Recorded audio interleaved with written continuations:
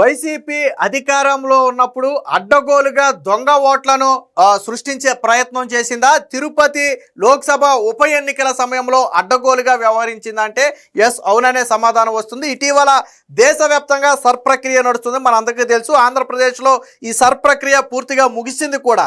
So మొత్తం ముగిసిన తరువాత మొత్తం ఓటర్లలో దాదాపుగా 45 లక్షల ఓట్లు ఆంధ్రప్రదేశ్లో తొలగించాల్సి ఉందని చెప్పి ఆ ఎన్నికల కమిషన్కి ఒక నివేదిక కూడా విడుదల చేశారు. అంటే ఈ 45 లక్షల మంది ఆంధ్రప్రదేశ్లో చిరునామా లేని వాళ్ళు కావచ్చు, వలస వెళ్ళిన వాళ్ళు కావచ్చు, రెండేసి ఓట్లు ఉన్న వాళ్ళు కావచ్చు, లేదా మృతి చెందిన వాళ్ళు కావచ్చు. సో అయితే ఈ ప్రధానమైనటువంటి ఈ 45 లక్షల ఓట్లలో ప్రధాన ఓట్లు కొన్ని నియోజకవర్గాల్లో ఉన్నాయి. ఆ నియోజకవర్గాలు, ఆ జిల్లాలు ఏంటా అని మనం ఆరాధిస్తే కర్నూలు కావచ్చు, నెల్లూరు కావచ్చు, తిరుపతి కావచ్చు, కడప కావచ్చు, ఈ జిల్లాల్లోనే అత్యధిక ఓటర్లు ఉన్నారు. వాళ్ళని దొంగ ఓటర్లు అనాలా ఏమనాలా అనేది మీరే డిసైడ్ అవ్వండి. ఇప్పుడు మొత్తం ఎంటైర్ ఎపిసోడ్లో ఒక్క తిరుపతిలో ఉన్న మొత్తం ఓట్లలో 30% ఓట్లు ఫేక్ ఓట్లు అని చెప్పి ఈరోజు సర్ ప్రక్రియ ద్వారా తెలిసిందంటే దాదాపుగా ఆ నియోజకవర్గంలో తిరుపతి పార్లమెంట్ పరిధిలోన ఆ నియోజకవర్గంలో 3 లక్షల ఓట్లు ఉంటే అందులో 90,000 ఓట్లు ఫేక్ ఓట్లు. అందులో 57,000 మంది వలస వెళ్ళిపోయిన వాళ్ళు, 20,000 మందికి అసలు చిరునామాలు కానీ అడ్రస్లు కానీ లేవు, అంటే అది ఫేక్ ఓట్లు. అలాగే ఒక 7,000 మందికి రెండేసి ఓట్లు ఉన్నాయి. సో ఇలాగా మొత్తంగా 90,000 ఓట్లు ఒక తిరుపతి నియోజకవర్గంలో తొలగించాల్సి ఉంది. తిరుపతి ఒక్కటే కాదు, జగన్మోహన్ రెడ్డి సొంత నియోజకవర్గంలో కూడా మొత్తం ఓట్లలో ఒక 25% ఓట్లు తొలగించాల్సినటువంటి పరిస్థితి వచ్చింది. ప్రతి 100 ఓట్లలో 25 ఓట్లు దొంగ ఓట్లే. ఇప్పుడు అనుమానం ఏంటంటే జగన్మోహన్ రెడ్డికి వచ్చిన మొత్తం మెజారిటీ ఆ దొంగ ఓట్ల మెజారిటీ ఏనా అని అనుమానం కూడా అనుమానం వస్తుంది.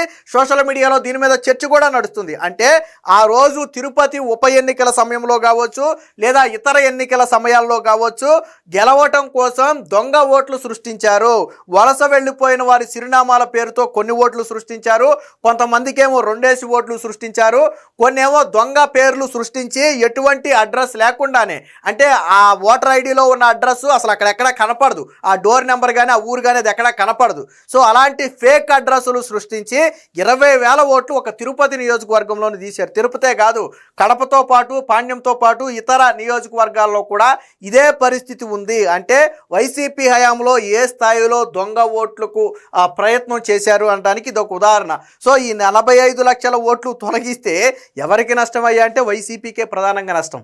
ఎందుకంటే మీకు తిరుపతి ఉప ఎన్నికలు గుర్తున్నాయి కదా, పార్లమెంట్కి సంబంధించి ఉప ఎన్నికలు వచ్చాయి, మీకు తెలుసు కదా. అక్కడ ఎంపీ చనిపోతే మళ్ళీ ఎన్నికలు వచ్చాయి. ఆ ఎన్నికల సమయంలో మీడియాకి లైవ్లో అడ్డంగా దొరికిపోయారు.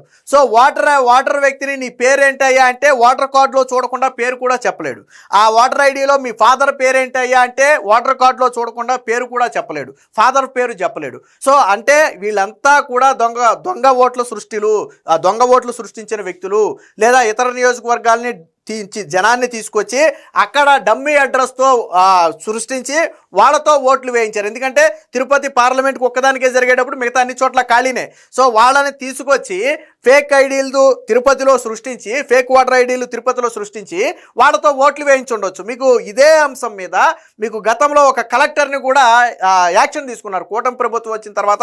అప్పట్లో జరిగిన అవకతవకలు నిజమేనని కేంద్ర ఎన్నికల సంఘం నిర్ణయించి అప్పుడు అక్కడ ఉన్నటువంటి ఒక వ్యక్తిని, ఇప్పుడు అన్నమయ్య జిల్లా కలెక్టర్ అనుకుంటా, సస్పెండ్ చేసినప్పుడు. సో ఆ వ్యక్తిని పూర్తిగా అక్కడ నుంచి ఉద్యోగం నుంచి అక్కడ నుంచి తప్పించేశారు కూడా, సస్పెండ్ చేశారు. ఏది ఓన్లీ ఫేక్ ఓట్లకు సంబంధించి. సో ఒక ఐఏఎస్ అధికారి బలయ్యాడని చెప్పి అప్పట్లో మనం వీడియో కూడా చేసాం జగన్మోహన్ రెడ్డిని నమ్మి. అంటే ఈ స్థాయిలో దొంగ ఓట్లు వచ్చాయి అనడానికి ఇది ఒక ఉదాహరణ. దీనికి సంబంధించినటువంటి వార్త కూడా వచ్చింది, ఒకసారి చూద్దాం. తిరుపతిలోనే 90,000 తొలగించాల్సిన ఓట్ల లెక్క ఇది. 57,000 మందికి పైగా శాశ్వత వలసలు, అలాగే 20,000 మందికి పైగా చిరునామాల్లోనే లేరు.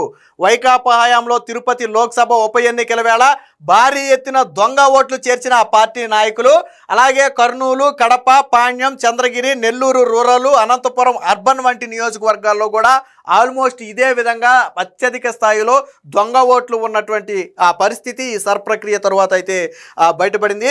తిరుపతి శాసనసభ నియోజకవర్గంలో ఏకంగా 90,000 పైగా ఓట్లు తొలగించాల్సిన ఓట్లు సర్లో బయటపడ్డాయి. అందులో 57,000 మంది శాశ్వతంగా వలస వెళ్ళిపోయారు, వాళ్ళ పేరు మీద కూడా తిరుపతిలో ఓట్లు ఉన్నాయి. 20,000 మంది మంది అసలు చిరునామాలే లేవు, వాళ్ళకి ఓట్లు ఉన్నాయి.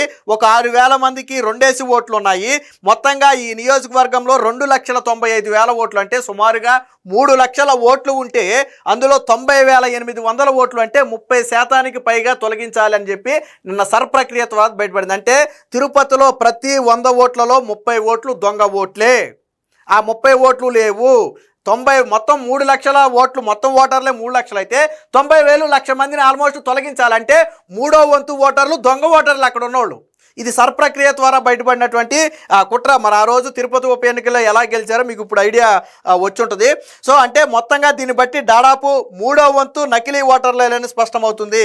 వైకాపా హయాంలో తిరుపతి లోక్సభ నియోజకవర్గ ఉప ఎన్నికల వేళ పార్టీ నేతలు ప్రధానంగా తిరుపతి శాసనసభ పరిధిలో కల్పిత చిరునామాలు, వ్యక్తుల పేర్లతో భారీగా ఓట్లు చేర్చారు. నకిలీ ఓటర్ కార్డులు తయారు చేయించారు. దొంగ ఓట్లు రప్పించి ఓట్లు వేయించారు. ఆ వ్యవహారం అంతా ఇప్పుడు సరలో బయటపడింది. ఒక నియోజకవర్గంలోనే తొలగించాల్సిన జాబితా ఇంతగా ఉందంటే ఏ స్థాయిలో దొంగ ఓట్లు ఉన్నాయో అర్థమవుతుంది. కేవలం ఇది ఈ నియోజకవర్గమే కాదు, రాయలసీమ జిల్లాల్లో వైసీపీకి పట్టుంది అని చెప్తున్నటువంటి ప్రధాన జిల్లాల్లో కూడా ఇదే పరిస్థితి ఉంది. దానికి సంబంధించి కూడా ఎక్కడెక్కడ ఏంటనేది ఒకసారి చూద్దాం. సో ఇక్కడ చూస్తే మొత్తం కర్నూలు శాసనసభ నియోజకవర్గంలో 2,74,000 ఓట్లు ఉంటే అందులో 67,700 ఓట్లు, అంటే 24% ఓట్లు పైగా తొలగించాల్సిన ఓట్ల జాబితాలో ఉన్నాయి. అలాగే పాణ్యంలో 3,35,000 ఓట్లుంటే 51,900, అంటే దాదాపుగా 52,000 ఓట్లు. మొత్తం ఓట్లలో 15% ఓట్లు తొలగించాల్సిన జాబితాలో పెట్టారు. అలాగే కర్నూలు జిల్లాలో మొత్తంగా 60,000 డబల్ ఎంట్రీలు, అంటే ఒకే వ్యక్తికి 2 లేదా అంతకంటే ఎక్కువ ఓట్లు ఉన్నటువంటి ఓటర్లు ఒక కర్నూలు జిల్లా పరిధిలోనే 60,000 మందికి పైగా ఉన్నారు. అలాగే అత్యధికంగా కర్నూలు, పాణ్యం నియోజకవర్గాల్లో ఈ ప్రధానంగా ఉన్నాయి. ఇక కడప, జగన్మోహన్ రెడ్డి సొంత జిల్లా కడప, సొంత నియోజకవర్గం కడప గురించి కూడా ఒకసారి మనం మాట్లాడుకుంటే వైకాపా అధినేత జగన్మోహన్ రెడ్డి సొంత జిల్లాలోని కడప నియోజకవర్గంలో 2,83,000 ఓట్లు, అంటే దాదాపుగా 2,84,000 మంది ఓటర్లు ఉంటే అందులో 67,000 ఓట్లు తొలగించాలని చెప్పి జాబితాలోకి వచ్చింది. అంటే మొత్తం ఓటర్లలో 23% మందికి పైగా, అంటే దాదాపుగా 24%. అంటే కడప నియోజకవర్గంలో ప్రతి 100 ఓట్లలో 24 ఓట్లు దొంగ ఓట్లే. ఇది జగన్మోహన్ రెడ్డి సొంత జిల్లాలో, సొంత నియోజకవర్గం, జగన్మోహన్ రెడ్డి సొంత జిల్లాలో కడప నియోజకవర్గంలో పరిస్థితి ఇందులో ఉంది. సో ఈ 67,000 మందిలో ఎవరెవరు ఉన్నారనేది ఒకసారి చూస్తే 32,000 మంది ఓట్లు చిరునామాల్లో అందుబాటులో లేరు వాళ్ళంట. అంటే మొత్తం ఓట్లలో 50% అసలు చిరునామాలే లేవు. అంటే ఓటర్ ఐడిలో ఉన్నటువంటి అడ్రస్ను పట్టుకుని బూత్ లెవెల్ ఆఫీసర్ వెళితే అక్కడ అడ్రస్ ఉండదు, ఇల్లు ఉండదు, అదంతా ఫేక్. అలాగే 32,000 ఓట్లు తొలగించాల్సి ఉంది. అలాగే 18,500 మంది శాశ్వతంగా వలస వెళ్ళిపోయారు. వాళ్ళ పేరు మీద స్టిల్ ఇంకా అక్కడ ఓట్లు అలాగే ఉన్నాయి. అలాగే దాదాపుగా 8,600 మంది, అంటే దాదాపుగా 9,000 మందికి రెండేసి ఓట్లు కడప నియోజకవర్గంలో ఉన్నాయి. అంటే కడపలో ఇప్పటి వరకు వైసీపీ బల ప్రదర్శన ఎలా చేసిందంటే దొంగ ఓట్లను ఉపయోగించుకుని చేసి ఉంటుంది. బహుశా ఈ సర్ప్రక్రియ తర్వాత వైసీపీ కోసాలు కదలబోతున్నాయి. ఇది కడప పరిస్థితి. ఇంకా మిగతా నియోజకవర్గాలు, తిరుపతి జిల్లా తీసుకుంటే ఇక్కడ చూడండి, చిరునామాల్లో అందుబాటులో లేని లేదా వివరాలు లభ్యం కాని ఓటర్లు రాష్ట్రంలోనే అత్యధికంగా 79,400 మంది, అంటే సుమారుగా 80,000 మంది ఒక కడప జిల్లాలోనే ఉన్నారు. ఎంటైర్ స్టేట్ మొత్తం మీద చిరునామా లేని ఓటర్లు ఎక్కడ ఎక్కువ ఉన్నారయ్యా, ఎక్కడ ఎక్కువ సంఖ్యలో దొంగ ఓట్లు సృష్టించారు అంటే కడప జిల్లాలో అని చెప్పొచ్చు. దాదాపుగా 80,000 మందికి చిరునామా లేదు, అది ఫేక్ చిరునామా. అంటే voter ID fake voter ID. ఇప్పుడు మనుమూరు సుధాకర్ అనే వ్యక్తి ఉన్నాడంటే అడ్రస్ పట్టుకుని వెళ్తే అక్కడ మా ఇల్లు ఉండాలి, కానీ వీళ్ళ ఓటర్ ఐడిలో అడ్రస్ను పట్టుకెళ్తే అక్కడ అడ్రస్ ఉండదు. అది చెరువులోకో, గుట్టలోకో, కొండలోకో ఎక్కడికో పోద్ది. అది ఆ డోర్ నెంబర్ ఉండదు, ఆ అడ్రస్ ఉండదు. అలాంటి ఓట్లు అత్యధికంగా జగన్మోహన్ రెడ్డి సొంత జిల్లాలో ఉన్నాయి. ఇప్పుడు అర్థమైందా జగన్మోహన్ రెడ్డికి మెజారిటీ ఏ విధంగా వస్తుందో.